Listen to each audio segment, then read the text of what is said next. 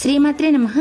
ఇప్పుడు నేనున్న ప్లేస్ ఏంటి అంటే తలుపులమ్మ లోవ. సాక్షాత్తు ఆ జగన్మాత తలుపులమ్మగా ఆవిర్భవించిన క్షేత్రం. ఈ క్షేత్రం అన్నవరంకి 20 కిలోమీటర్ల దూరంలో, తునికి అతి సమీపంలో ఉంది. భక్తుల మనసులో తలుచుకున్న కోరికలను తీర్చే తల్లి కావడంతో ఈమెను తలంపులమ్మ అని పిలిచి కాలక్రమేణా తలుపులమ్మగా పిలుచుకుంటుంది. ఈ ఆలయం దట్టమైన అటవీ ప్రాంతం, కొండలు, జలపాతాల మధ్య ఉంది. ముఖ్యంగా ఇక్కడికి వచ్చే భక్తులు అమ్మవారికి ఘటాలు, పూజలు, వడి బియ్యం, పశువుల బలి సమర్పిస్తూ ఉంటారు. అంతేకాదండి, నూతన వాహనాల పూజలకు ఈ క్షేత్రం ఎంతో ప్రసిద్ధి. కృతయుగంలో ఈ ప్రాంతానికి చేరుకున్న అగస్త్య మహర్షి సంధ్యావందనం చేసుకోవాలనుకోగా ఎక్కడా కూడా నీటి జడ కనిపించలేదంట.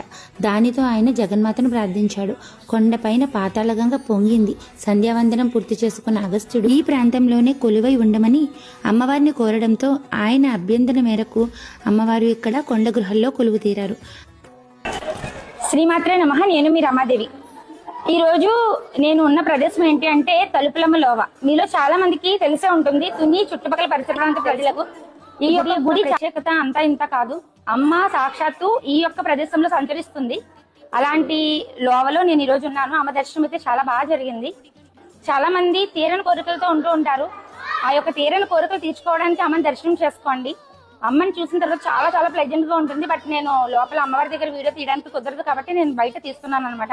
ఇక్కడ చాలా మంది వారి యొక్క కోరికలు కోరుకుని ఆ కోరికలు నెరవేరిన తర్వాత ఇక్కడికి వచ్చి కానుకో సమర్పించుకుంటుంటారు.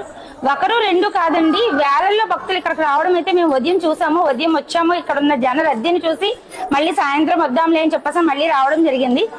అయితే ఇక్కడ ఉన్న ప్రత్యేకత ఏమిటి అంటే అమ్మ చాలా ప్రశాంతమైన వాతావరణంలో ఉంటారన్నమాట. చుట్టూరు ఉన్న ప్రాంగణమే కాదు, ఇక్కడికి వచ్చే భక్తుల సంఖ్య కాదు, చాలా చాలా ఎక్కువ.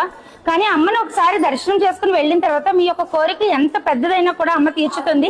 తర్వాత మళ్ళీ ఆ యొక్క కోరిక తీరిన తర్వాత మళ్ళీ అమ్మని దర్శనం చేసుకుంటారు. అమ్మవారికి ఏదైతే మొక్కు అనుకున్నారో ఆ యొక్క మొక్కును కూడా చెల్లించుకుంటారు.